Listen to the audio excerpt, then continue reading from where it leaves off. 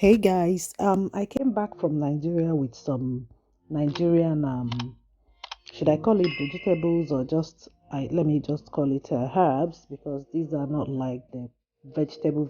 These are the herbs that you use sparingly in the foods that we make. So the first one I've got here is my scent leaves. That's a nchuanwu or efiri as we know it as.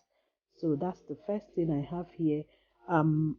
I came back with it. I bought it a day before I left Nigeria, and also when I came back, I left it in the way I have packed it. You can see it's packed in newspapers and then tied well, and I left it for almost 3 days before I was able to have time to actually start bringing them out. So you can see they are still very fresh as long as it is in a newspaper and tied and no liquid has touched it. So what I'm going to be doing is to wash it first.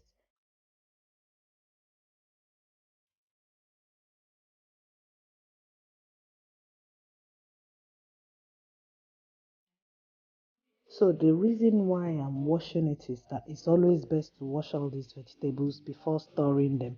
Because we store it in the freezer, there's no point bringing out something that is already stored and then washing it again.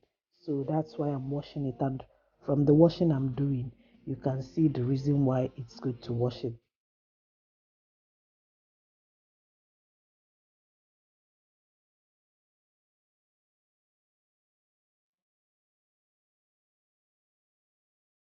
Wash it as many times as you want so that as long as you're satisfied that the water is coming out and looking clean. So I washed mine I think two times or three times, and that was it.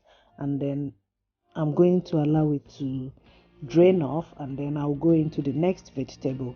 The next vegetable I have here is my Utazi. Utazi is the bitter one. It's got a bitter taste. We use it in cooking pepper soup. You use it in cooking masala soup, white soup.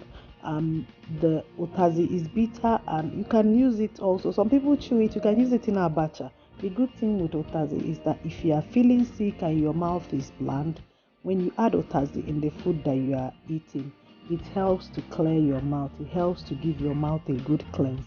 So utazi is a very medicinal one, and that is the one I'm picking now. If I can say that, yeah, that's the one I'm picking, and I just tried to pick up some of the stalk from it. As you can see, the otazi is still fresh to the way it was preserved.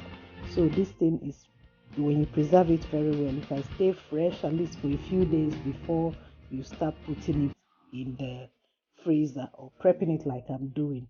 So that's it. But if you notice the otazi, some of the leaves have started changing to yellow, not a lot of them, but that shows you that yeah, it stayed for long. Like I said, I had to stay for almost 3 days before I had time to actually start getting them out. Okay, so the same process, I'm going to wash it first, and then once I finish washing it, I'm going to allow it to drain. Okay,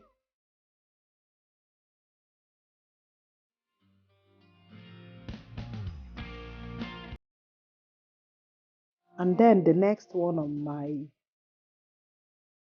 table is Uziza, Uziza leaves.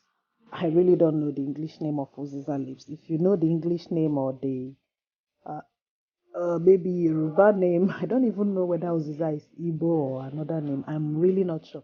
But these are Uziza leaves, and they are a very nice Nigerian herb that you use in cooking. It's also used in pepper soup.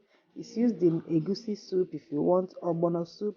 It's used in a lot of soups. It gives a soup or has soup. Yes, you can put Uziza. It's got a very nice smelling aroma in food that you can basically add it in a whole lot of foods. Just sprinkle a little bit of it and you see the taste of your food change. And yeah, it's the same thing with doses. It's just to wash it too like the others, and then the next thing I'm going to do once they have all drained, if you see all of them are all drained, I'm going to chop them into pieces.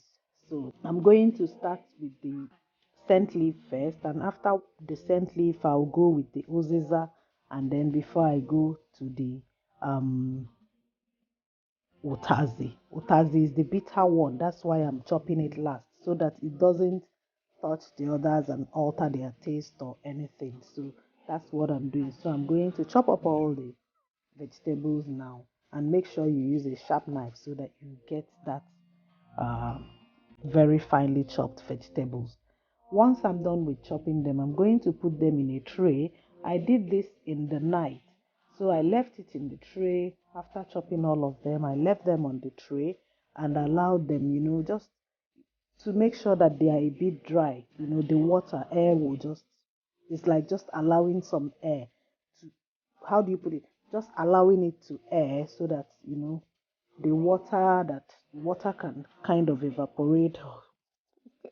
You know what I want to say, but it's better that way so that by the time you store it in the freezer, it will not pack up and become mushy. Okay. Uh, that's the reason why I'm leaving it first and allowing it to dry up a bit. Not dry like start becoming dry, because they are still going to be fresh. Just allowing a little bit of moisture to leave it before I'm packing them. So that's what I'm going to be doing now. If you are still enjoying my video and you are still watching, don't forget to subscribe to my channel, please. And also give me a thumbs up if you haven't done so. And that's it with my vegetables. Once I'm done with all this chopping and everything, leave it to air. The next morning, I'm just going to pack it in the Ziploc bags. So once I pack it in the Ziploc bags, they go into the freezer, and that is how these are going to be remaining. Make sure you label them. It's very important that you label them so that you know which is which, because when you pack it in the freezer, sometimes you get confused on which one is which, and that means you start opening them to smell it and know which one is which. So make sure you label them very well and then put in the freezer. They can stay in the freezer for as long as you want, and you can use it to make some delicious Nigerian dishes. Thank you for watching this video, and see you in my next one. Bye.